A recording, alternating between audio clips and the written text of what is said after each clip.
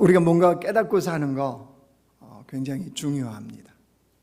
왜냐하면 사람은요, 깨달을 때 행동을 해요. 그러면 그 행동이 자신의 삶을 다르게 만듭니다. 그렇게 깨달음이 없이 사는 거 굉장히 우리 삶이 사실은 불행한 거예요. 아무 생각 없이 산다는 거거든요. 책 제목이 너무 재밌어서 구입한 책이 하나 있습니다. 이런 거예요. 나는 죽을 때까지 재미있게 살고 싶다. 눈에 확 띄잖아요. 나는 죽을 때까지 재미있게 살고 싶다. 누가 쓴 거냐 봤더니요, 이근우라고 하는 이화여대 명예교수가, 의사예요, 의사. 이분이 쓴 거예요. 신경 전문가 이제 의사입니다. 근데 30년 넘게 이분이 네팔 의료 봉사를 했고요. 40년 넘게 보육원 봉사를 했고 50년 넘게 정신과 전문의로 이렇게 활동을 했던 분입니다. 지금은 여든을 바라보는 그런 나이니까 이제 의사로서는 은퇴를 했는데 지금 뭐 하시느냐, 이분이 청소년들 상담을 하고요, 부모님들 교육을 하고 인생을 은퇴한, 그러니까 자기의 직업에서 은퇴한 이후를 어떻게 살 것인가, 이런 거에 대한 교육도 하면서 바쁘게 보내신다는 거예요. 우리 신경과 우리나라 전문의의 그 유명한 그분하고 같은, 아마 그분이 2년 선배인가 그렇게 된다고 하던데, 이렇게 같은 시대에 이렇게 활동했던 분인 거예요. 근데 이분이요, 그렇게 인생을 바쁘게 사는데 몸의 상태는요, 걸어다니는 종합병원이랍니다. 의사인데 10년 전에 한쪽 시력을 잃어버렸어요. 왼쪽 시력을. 오른쪽 시력만 갖고 사는 거예요. 이분은요, 지금도 지병을 갖고 있는데 당뇨에, 고혈압에, 통풍에, 허리 디스크, 이걸 지금 갖고 사세요. 그러니까 걸어다니는 종합병원이라고 할 만하죠. 그럼에도 불구하고 자신은 죽을 때까지 재밌게 살고 싶은 소원이 있다는 거예요. 근데 자기가 솔직히 인정한다는 건 뭐예요? 현실은. 여러분, 나이가 들어가면 들어갈수록 이게 한계가 있잖아요. 에너지도 그렇고 육체도 그렇고 환경도 그렇고. 솔직히 이 재밌게 살 만한 요소들이 점점 없어지는 게 현실이라는 걸 자기 충분히 인정한다는 거예요. 그럼에도 불구하고 자기는 재미있게 살고 싶은 소원으로 하루하루를 산대요. 그러니까 하루가 다르대요. 근데 왜 자기가 이런 소원을 갖고 책 제목도 그렇게 해가지고 썼느냐? 자기가 깨달은 게 있다는 거예요. 뭐를요? 자신의 삶에, 우리의 인생의 매일매일은 덤으로 사는 인생이다. 덤으로 산다는 거예요. 그러니까 보너스로 오늘 하루가 내게 주어졌다는 거예요. 그런 이유가 있다는 거예요. 자기가 인생을 지금까지 살아보니까요, 많은 위험에 사실은 노출되어서 살았다는 거예요. 전쟁을 경험했고, 또 가난, 병, 천재지변, 또 많은 사고, 이런 것들을 지금까지 살아오면서 많이 경험했다는 거예요. 그러면서 이제 깨달은 것이 인생은 덤으로 주어진 거다.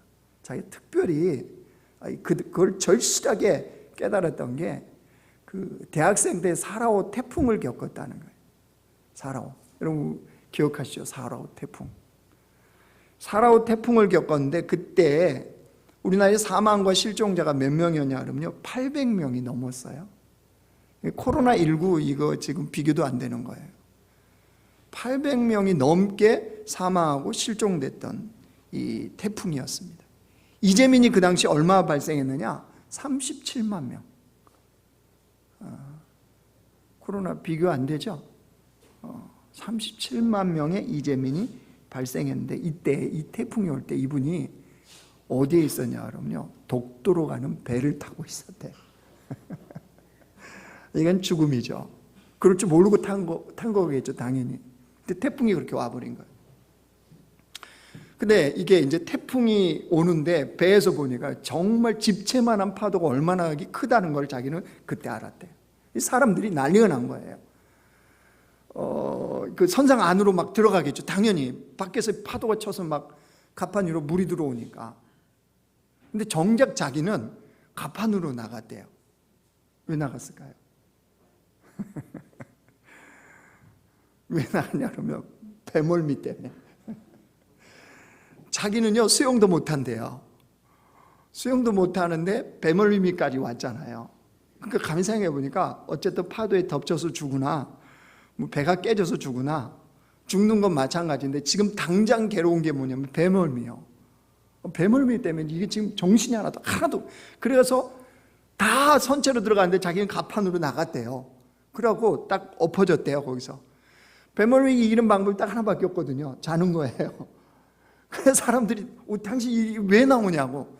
배멀미 때문에 나올 수밖에 없는 거예요. 그래서 자는 길은 거의 가판에 나오고 혼절해가지고 그냥 그렇게 거기에 퍼져 있었대요.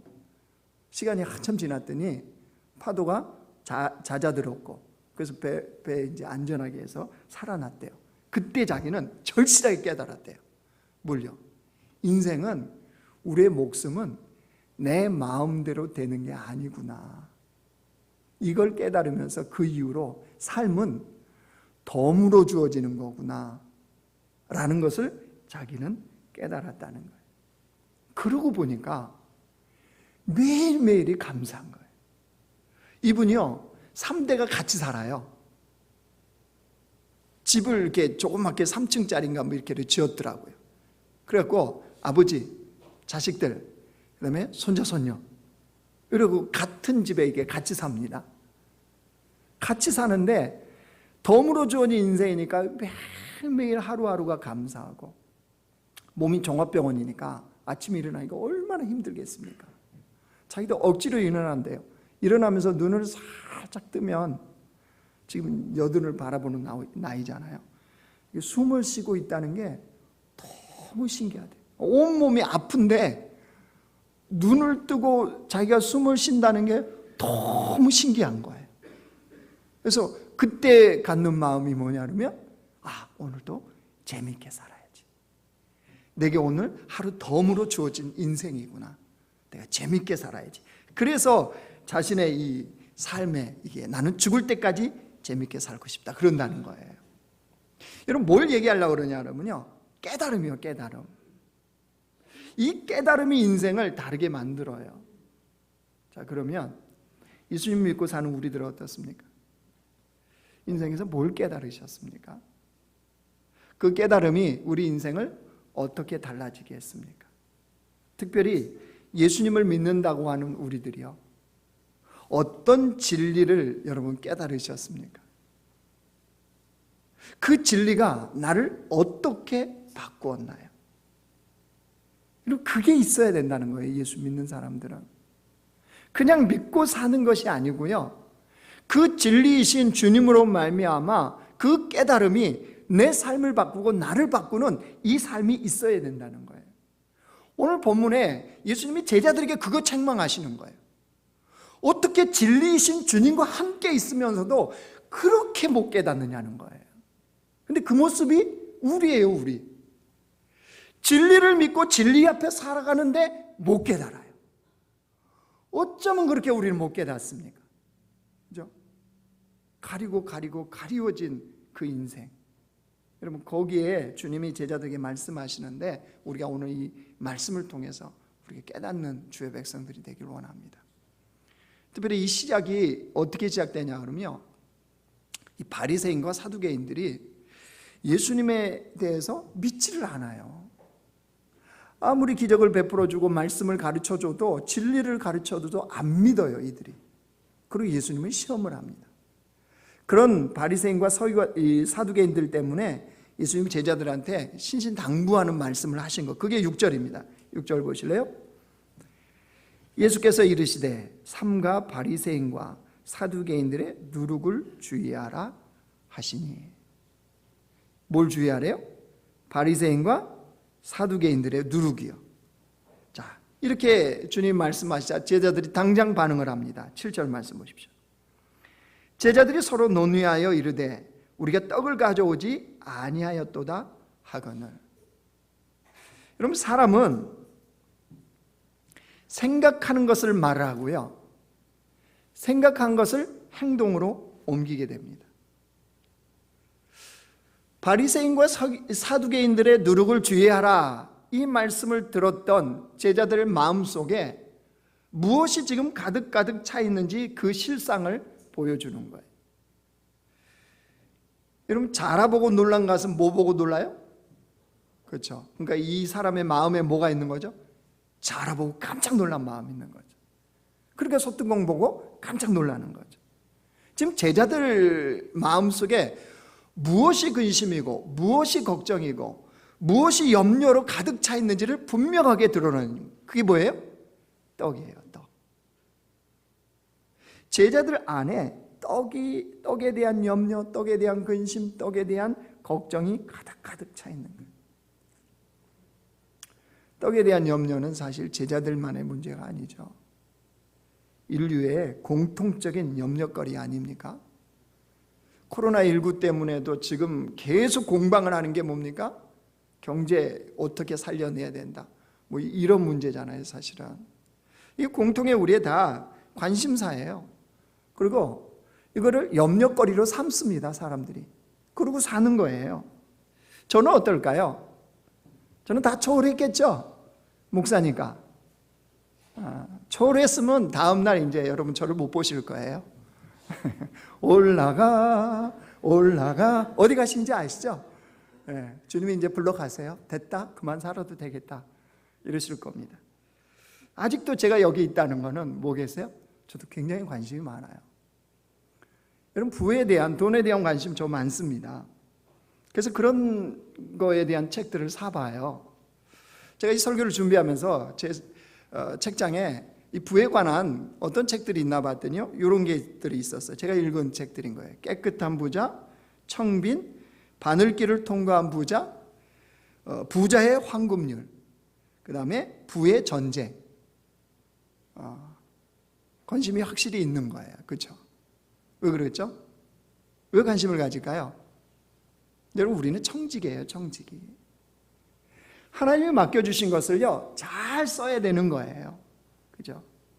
그러니까 관심을 가질 수밖에 없죠. 이번에 눈에 띄는 책이 하나 있어요. 강요된 청빈. 확 눈에 들어오잖아요. 강요된 청빈. 이 내용이 뭔가 봤더니 한국교회 목회자들에 대한 실상을 분석했고 또 대안을 제시하는 그런 책이었습니다. 책이 아니라도 우리는 다 실상을 알죠. 한국 대부분의 목회자들이 가난으로 내몰리게 되어 있습니다. 그래서 많은 목회자들이 투잡을 띱니다. 아니면 살아갈 수가 없으니까. 그거에 대한 실제적인 리서치를 한 것들, 대담을 한 것들, 이런 부분들에 대해서 거기에 이제 실어 놓았고 그걸 이야기하는 거예요. 저는 그걸 보면서 참 현실에 대한 안타까운 마음이 제 안에 있었습니다. 더불어서 질문이 되어졌어요. 하나님의 뜻은 무엇일까? 현실은 가난에 내몰릴 수밖에 없는 현실인데 하나님의 뜻은 무엇일까? 이런 질문이 되어졌습니다. 제자들 역시 마찬가지라는 거예요. 모든 걸 다 버리고 예수님을 쫓았잖아요. 자, 모든 것을 다 버리고 예수님을 쫓았는데 현실적인 문제는 떡 문제가 있습니까? 없습니까? 있잖아요, 이들에게. 현실의 문제는 여전히 떡 문제였어요. 그러니까 제자들이 예수님이 누룩 이야기만 해도 뭐부터 생각했어요? 떡부터 생각했잖아요. 여러분, 충분히 그럴 수 있어요. 충분히 그럴 수 있습니다. 우리도 마찬가지. 근데 그럴 수는 있는데 중요한 사실 하나를 제자들이 놓치고 살았다는 거예요. 근데 그건 너무나 중요한 사실이에요. 뭐를요? 현실적인 떡 문제를 걱정할 수밖에 없는 게 우리의 삶인데 그 떡 문제로 고민하는 현실에 누가 함께 하시냐는 거예요. 누가 계시냐는 거예요. 제자들은 이거를 놓쳐버렸어요. 그러니까 여전히 뭐에 매여 사는 거예요? 떡 문제에 매여 사는 거예요. 떡이라는 현실을 부정하는 게 아니고요, 필요해요. 필요한데 거기에 묶여 사는 인생이 아니잖아요. 근데 그 해결하시는 주님이 함께 계시다는 사실을 망각해버리니까 주님과 함께 하면서도 여전히 뭐에 묶여 산다고요? 떡 문제에 묶여 살더라는 거죠. 그래서 예수님이 진리를 다시 가르쳐 주세요. 8절부터 보세요. 예수께서 아시고 이르시되 믿음이 작은 자들아 어찌 떡이 없음으로 서로 논의하느냐 너희가 아직도 깨닫지 못하느냐 떡 5개로 5,000명을 먹이고 죽은 것이 몇 바구니며 떡 7개로 4,000명을 먹이고 죽은 것이 몇 광줄이었는지를 기억하지 못하느냐.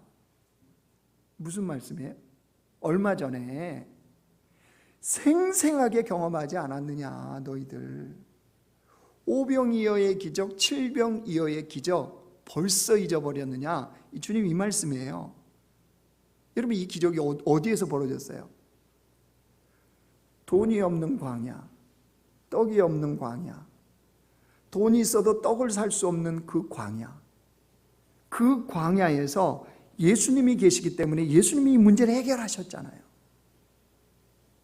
사람들이 다 배불리 먹고도 광주리에 남았잖아요. 그렇죠? 이거 벌써 잊었느냐? 주님이 말씀하시는 거예요. 분명하게 보여주지 않았느냐? 주님이 여러분 일하시면 절대 불가능도 절대 가능으로 바뀐다는 사실입니다. 주님이 일하시면 여기에 가능해요. 그러니까 주님은 제자들이 이걸 깨닫기를 원하셨거든요. 여러분 과거에 5병이의 7병이의 기적을 베푸신 하나님이 여전히 나의 하나님이시라면 나의 현재도 나의 미래도 여전히 주님께서 그 일을 행하신다는 사실이에요. 제자들에게 이걸 보여주시는 이유는 주님의 보증이에요. 보증. 봐라 과거에 5병이요 7병이요 기적 베푸지 않았느냐. 내가 너와 함께 하기 때문에. 그렇기 때문에 너의 현재도 너의 미래도 주님이 함께만 하시면 이건 충분히 가능하다는 하나님의 보증이었던 거예요. 보증. 근데 제자들은 뭐 했다고요? 그 진리를 못 깨달았던 거죠. 그냥 기적은 기적일 뿐이고, 그죠? 그냥 그 기적으로 끝나는 거예요. 그러니까 기적의 진짜 의미를, 이 진리를 못 깨달은 거예요. 여러분 하나님이 우리를 구원하셨다면 우리가 죄악의 상태, 아무런 소망이 없는 상태에도 하나님 우리를 구원하셨잖아요. 우리 보고 구원하셨어요? 아니죠. 순전히 하나님의 사랑과 하나님의 은혜잖아요. 그게 우리가 과거에 벌어졌던 일이잖아요. 그러면 그 과거는 현재 내 삶과 내 미래에 어떤 영향을 미치냔 말이에요. 이 과거의 이 구원의 이 놀라운 은혜와 역사를 내가 깨닫지 못하니까 구원받은 백성인데 내 현재와 내 미래가 여전히 뭐예요? 걱정, 근심. 이 말 듣는 순간에도 걱정되죠. 그래서 보험회사에서 여러분에게 선물을 주잖아요. 뭐를요? 걱정인형. 그죠? 걱정인형들 하나씩 달고 다니시죠? 그죠? 현재도 걱정, 미래도 걱정. 아니 주님이 없는 사람들은 당연히 걱정해야 돼요. 뭘로 살아요 그 사람들은. 그런데 주님으로 말미암아 구원받았고 그 주님이 살아계시고 그 주님이 여전히 내게 은혜를 베푸시고 여전히 나를 사랑하시고 그 주님이 내 삶에 지금 임마누엘 하시는데 왜 현재가 기대가 안 되냐 말이에요. 왜 미래만 생각하면 걱정이냐 말이에요. 그거는 주님이 보증하신 것을 내가 못 믿는 거죠. 그러니까 오로지 떡 문제에 붙들려서 진짜 진리를 보지 못하는 거죠. 내 삶에 함께 하시는 주님의 진리, 내 미래에 함께 하시는 그 놀라운 주님의 진리를 못 보는 삶으로 그냥 살아버리는 거죠. 사도 바울은 그래서 달랐어요. 그럼 뭐라고 그러냐면 사도 바울이 고백하는 거 보실래요? 빌립보서 4장 보여주세요. 자, 같이 읽습니다. 시작. 내가 궁핍함으로 말하는 것이 아니니라. 어떠한 형편에 나는 자족하기를 배웠노니 나는 비천에 처할 줄도 알고 풍부에 처할 줄도 알아.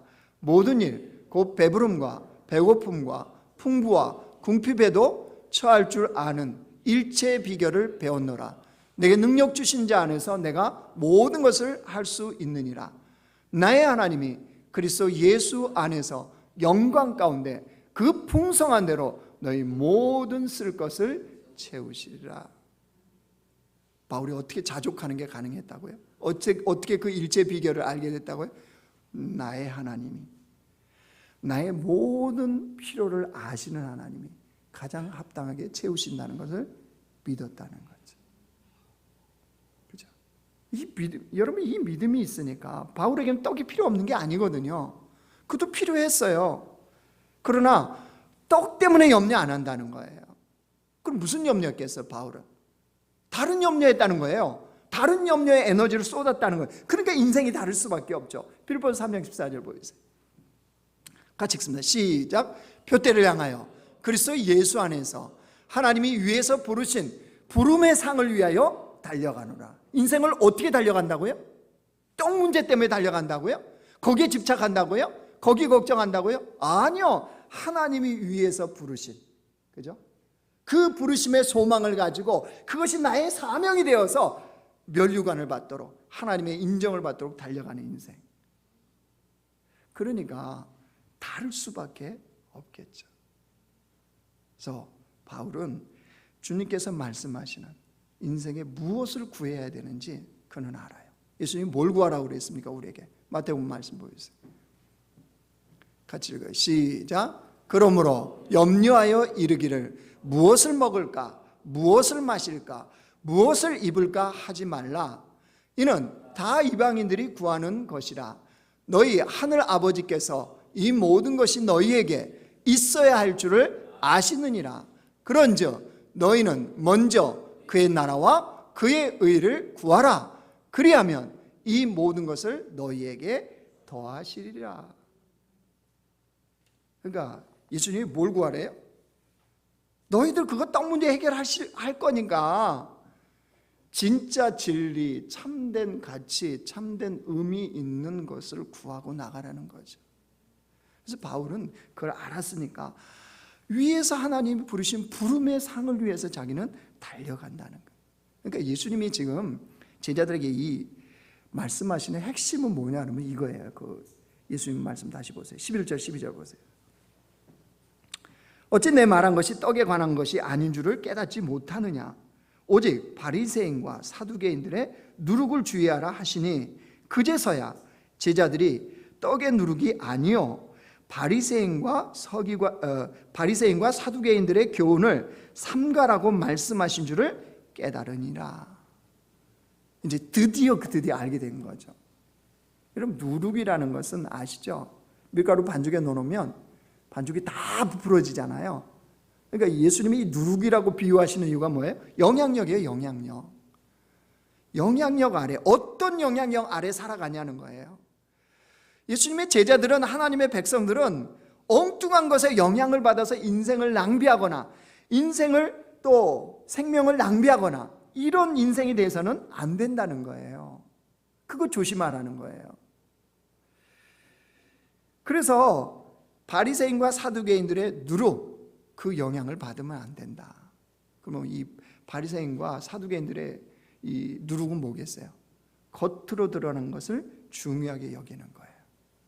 성공, 돈, 명예, 인기, 그죠? 이것을 중요하게 여기는 바리새인과 사두개인들이에요. 그러니까 이게 이 사람들의 삶의 척도인 거예요. 기준이에요. 그러니까 이게 많으면 믿음이 많은 것처럼 취급해요. 이게 많아지면 하나님이 나를 진짜 사랑하는 사람인 것을 그걸로 증명하려고 그러는 거예요. 뭘로요? 성공, 돈, 명예, 인기. 이게 바리새인과 사두개인들의 이 인생의 기준이었고 척도였습니다. 예수님은 그걸 뭐래요? 누룩이다, 누룩. 그런데다가 자기들이 철저하게 옳다고 여기는 거예요, 이들. 그러니까 예수님이 와서 진리를 말씀하셔도 안 믿는 거죠. 이 모습 우리에게 있을까요, 없을까요? 우리에게도 분명히 있다는 사실 아세요? 세상은 온통 누룩, 이 떡 문제에 중독되어 살아갑니다. 그럴 수밖에 없어요, 세상은. 왜? 책임지는 주님이 없잖아요, 그들에게는. 떡 문제를 책임져 주시는 주님이 없으니까 그들은 당연히 떡에 중독되어서 살아야죠. 근데 우리는 주님이 책임지신다고 그러셨잖아요. 주님이 보증하셨잖아요. 그러면 우리는 그 영향 아래 안 살아야 되는데 여전히 살더라는 거예요. 교회와 성도가 이런 누룩 떡의 영향 아래 살아가면 어떤 일이 벌어진 줄 아십니까? 저 어느 신학자가 인터뷰하는 걸 보고 너무 공감이 되었고 참 마음이 아팠어요. 왜? 그게 사실이니까. 이 신학자가요 그런 얘기를 합니다. 한국 교회는 지도자들을 보면서, 더 명확하게 얘기하면 목사들입니다. 한국 교회 목사들을 보면서 한국 교회는 이미 쇠퇴의 길을 들어섰다. 아니, 쇠퇴해야 맞다. 이렇게 그냥 직설적으로 얘기하더라고. 맞아요. 맞는 것 같아요. 이 신학자가 하는 얘기예요. 그러면서 지금 벌어지고 있는 일들에 대해서 이분이 또 얘기를 하더라고. 우리도 들어서 알고 있는 이야기. 교회 연합단체에 대표로 가는 사람이, 제가 참 입에 담기도 그렇습니다. 그 말 한 거예요. 여러분 아시죠? 하나님, 까불면 나한테 혼나. 다른 사람한테 얘기한 게 아니고 하나님한테 얘기한 거예요. 하나님, 나한테 까불면 혼나.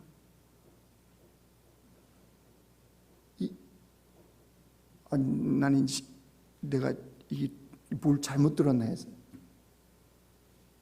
그랬더니 또 어떤 사람은 그 지지하면서 그런 말을, 하나님하고 너무 친하면 그렇게 말할 수 있대요. 그리고 내가 생각해 봤어요. 진짜 주님하고 친하면 그럴 수 있다. 그럴 수는 있어요. 보입니까? 뭐예요? 3살짜리 꼬마들이 할아버지한테 너무 할아버지가 좋으면 막 길을 잡고 오면 할아버지가 다 이렇게 인정해 주잖아요. 그죠? 그런 일은 있잖아요. 생각해 보세요. 그럴 수 있다고 생각해요. 그러면 3살짜리 꼬마의 그런 인격과 신앙과 수준의 사람이 한국교회를, 한 기관을 대표해서 지금 있다는 거죠. 그럼 그게 한국교회 수준인 거죠. 3살짜리가 리더로 있는 수준이라는 거예요, 신앙이.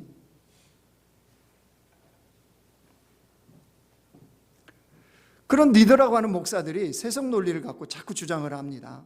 이야기를 해요. 문제는 많은 사람들이 그거를 따른다는 거예요. 성도들도. 이 신학자가 이 진단을 해요. 쇠퇴를 할 수밖에 없는 내용을 진단을 하면서 얘기하더라고요. 이들의 공통점이 있다는 거예요. 소위 말하는 대형교회 목사들이라. 왜 대형교회 목사가 그렇게 하느냐? 소위 말하는 자기 안에 대형교회를 이루었다는 성공 신화가 있다는 거예요. 그러니까 어느 사안이 딱 떠오르면 이게 과연 주님의 진리의 말씀에 맞는 거냐 어떠냐 이게 중요한 게 아니고 자기 생각에 이게 맞냐 그러냐 이게 그냥 기준이 돼버린다는 거예요. 그리고 그걸 마치 진리인 것처럼 주장한다는 거예요. 그렇게 보니까 맞습니다. 한국교회는 그래서 신학자가 쇠퇴할 것이고, 아니 쇠퇴해야 맞다는 거예요. 이 이야기를 들으면 참 마음이 아팠어요. 안타까웠어요. 왜요? 부인할 수 없는 사실이니까.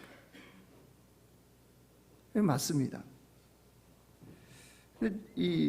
근데 또 중요한 게 하나 있어요. 한국교회는 쇠퇴할 겁니다. 이렇게 가면. 분명합니다. 그런데 하나님 나라의 교회는 쇠퇴하지 않습니다. 한국교회는 하나님의 영광이 안 드러나도 하나님 나라의 교회는 하나님의 영광이 언제나 드러난다는 사실이에요. 그래서 예수님이 제자들에게 그 말씀하시는 거예요. 누룩에 중독되지 말라.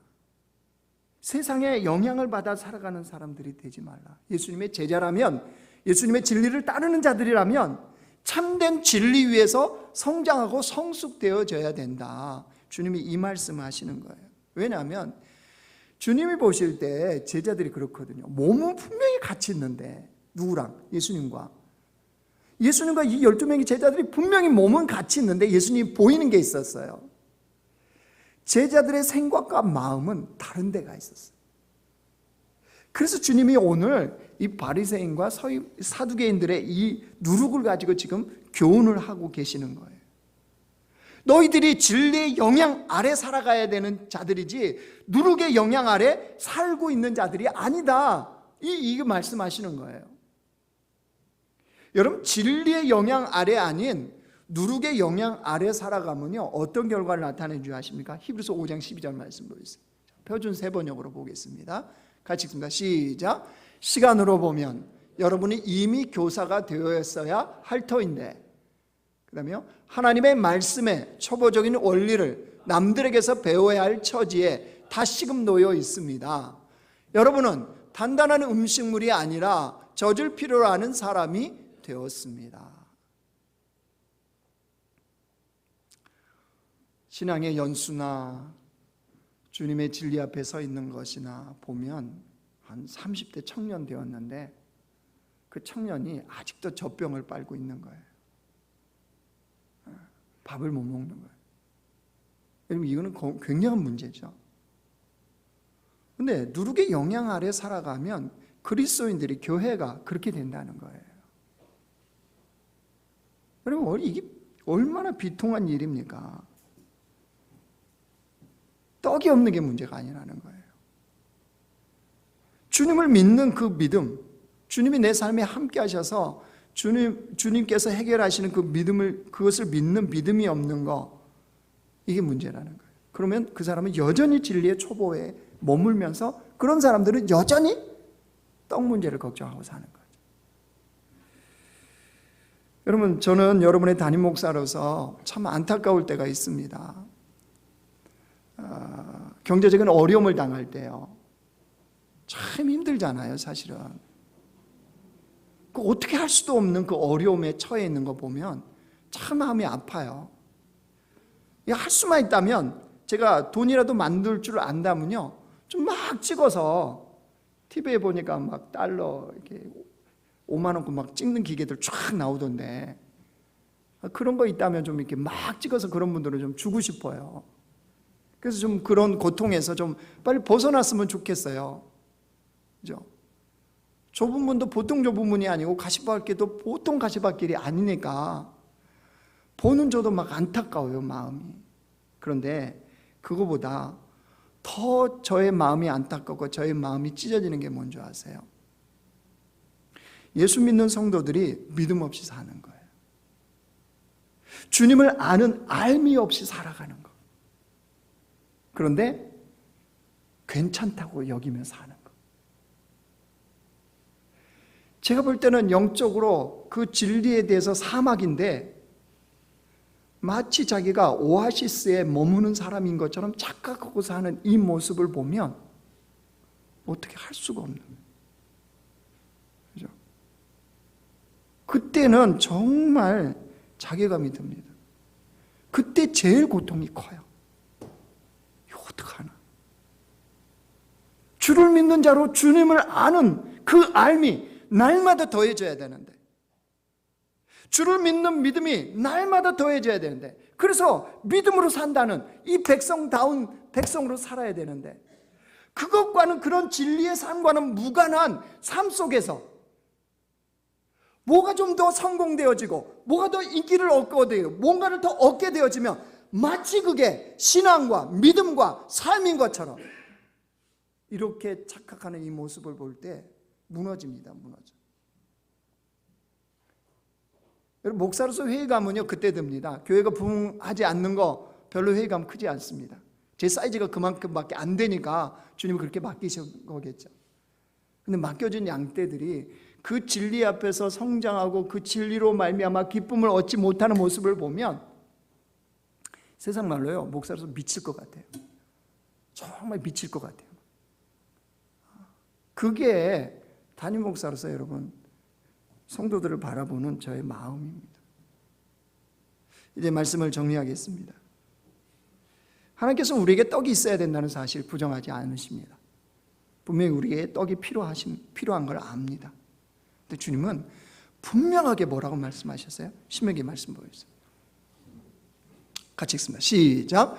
너를 낮추시며 너를 줄이게 하시며 또 너도 알지 못하며 내 조상들도 알지 못하던 만나를 내게 먹이신 것은 사람이 떡으로만 사는 것이 아니요 여호와의 입에서 나오는 모든 말씀으로 사는 줄을 내가 알게 하려 하심이니라. 주의 백성들이 뭘로 산다고요? 떡이 필요해요. 근데 떡으로만 사는 게 아니다. 진짜 그 삶은 그거로 사는 게 아니다. 하나님의 진리의 말씀을 따라 사는 것. 여러분, 우리는 예수 그리스도의 십자가로 말미암아 구원받은 하나님의 자녀들입니다. 우리 거듭났어요. 보라, 새 것이 되었도다. 여러분, 우리 인생 자체는 완전히 달라졌어요. 삶의 체계가요, 우리는 완전히 바뀐 사람들이에요. 옛날에는 떡을 보고 살아야 돼요. 근데 지금은 아니라니까요. 그렇게 거듭났고 그렇게 새롭게 되었는데도 불구하고 여전히 삶을 결정하는 것이 떡의 문제라면 이건 큰 문제가 있는 거예요. 삶을 결정하는 문제가 떡이다. 거기에 매여 있다. 그게 문제다. 이게 큰 문제예요. 여러분, 하나님의 자녀는 하나님의 권세와 능력을 가졌어요. 그게 하나님의 자녀예요. 그래서 여러분, 우린 떡으로 사는 자들이 아니라 주님으로 말미암아 사는 거예요. 하나님이 우리의 삶의 원동력인 거예요. 저는 이걸 기억할 때마다 그 노아의 방주하고 모세의 갈대상자 아시죠? 이거가 기억이 나요. 노아의 방주나 모세를 넣었던, 그래서 날강에 띄웠던 갈대상자나 둘 다 공통점이 있습니다. 동력이 없어요. 노아의 방주를 움직이는 동력, 그게 없어요. 갈대상자도 마찬가지예요. 동력이 없어요. 왜 없을까요? 왜 없죠? 하나님만이 그것을 움직이는 동력이라는 거예요. 그래서 히브리어에 똑같이 썼어요. 노아의 방주나 모세의 갈대상자나 똑같이 테바라는 단어를 썼습니다. 테바. 이 테바는 하나님만이 동력이 되시는 거예요. 여러분, 그게 믿음의 사람이에요. 자, 그러면 이제 적용입니다. 그 진리를 깨달아 진리로 살아가는 백성들은 그러면 이제 알았어요. 그러면 아무것도 안 하고 그냥 가만히 있으면 되겠네요. 주님이 동력 되시니까, 뭐 떡 문제 알아서 해결하신다니까 가만히 있으면 되겠네요. 이건가요? 아니요. 우리가 해야 되는 건 뭐냐면요, 진리를 깨달아 아는 일에 우리 자신을 투자하셔야 돼요. 여러분, 투자 좀 하세요. 우리의 시간, 에너지, 열정을 좀 제발 투자 좀 하세요. 예? 투자 좀 해줘요? 예. 그래서 두 가지예요. 우리가 늘 하던 우리 일이에요. 우리 삶이에요. 적용. 첫 번째, 매일 말씀 읽고 묵상하셔야 돼요. 매일 말씀 읽고 묵상하셔야 돼요. 이거 생략하시면 안 돼요. 아무리 바빠도 생략하시면 안 돼요. 왜 그렇습니까? 진리의 말씀에 나를 비춰야 내가 보여요. 얼마나 주님을 사랑하는지, 얼마나 주님의 은혜 없이는 살 수 없는 존재인지가 그때 알아요. 우리 자신 알죠? 얼마나 교만해지는지. 조금만 잘 되면 어떻습니까? 내 힘인 것 같죠? 내 능력인 것 같죠? 다 알 것처럼 보이지 않습니까? 그런 우리의 죄성이 어느 때 팍 꺾입니까? 진리의 말씀에 비춰요. 뭐가 잘못되면 우리는 누구 탓해요? 다 남의 탓하죠. 아내가 잘못했어. 또 애들이 잘못했어. 그죠? 그런데 그 진리 앞에 서면 누가 보여요? 내가 보이잖아요. 내가. 그죠? 내가 보여요. 그러니까 내가 주님 앞에 회개할 수밖에 없어요. 진리의 나를 비추는 사람은요, 그걸 적용해요. 적용, 삶에. 깨닫고 마는 게 아니고 적용까지 가는 게 깨달음이에요. 그래서 그 삶이 진리로 바뀌는 거예요. 그래서 적용입니다. 말씀을 읽고 묵상하는 이 삶, 매일매일 꾸준히 매일매일 주님 부르시는 그날까지, 주님 앞에 서는 그날까지 우리는 해야 돼요. 그래서 진리로 나를 늘 비추셔야 돼요. 두 번째 뭐예요? 112 기도 운동이요. 그죠? 111 기도 운동. 하루에 1시간 하나님 앞에. 여러분 112 기도 운동을 통해서 주님을 경험하고 주님이 내 삶을 변화시키는 것을 말할 수 있어야 돼요. 여러분 올 한 해 그게 없으면 신앙생활 허탄 거예요. 올 한 해 동안은 111 기도 운동을 통해서 정말 하나님 앞에 1시간 기도했더니 어떤 역사가 내 삶에 일어났고 주님이 어떤 일을 하셨고 나를 어떻게 바꾸셨는지에 대한 말을 할 수가 있어야 돼요. 작년과 올해가 똑같았더라. 전혀 은혜 아닙니다. 영적인 성장과 성숙이 되어야 되잖아요. 주님을 경험하는 것이 없이 어떻게 그게 가능하겠습니까? 그러니까 112 기도 운동 꼭 하세요. 오늘 이 자리에 있는 분들은 다 하실 수 있는 분들인 것 같아요. 그죠? 10분 성에 안 차지 않으세요? 예. 이제 2, 4분기는 20분이에요. 그렇죠? 4월 달부터. 근데 아니요. 지금부터 1시간 해보세요. 그래서 가정교회 모이면, 나중에 모이면 그 간증이 있어야 돼요. 주님 앞에 1시간 머무면서 기도했더니 하나님이 어떤 일을 이루셨다. 어떤 일을 행하셨다. 그래서 뭐 여러분 이 진리를 깨달아, 아직도 너희들 모르냐? 진리를 깨달는 거는 뭐 특별한 게 아닙니다. 하나님이 주신 도구가 그 말씀과 기도를 통하여서 우리가 깨닫는 거예요. 코로나19 좋잖아요. 지금 어디도 못 가잖아요. 그죠? 집에 딱 갇혀 있잖아요. 애들이 죽으려고 그러잖아요. 그게 골방이잖아요. 골방. 내 집이 지금 골방이에 못 나가고 뭐하고 계실 거예요? 예?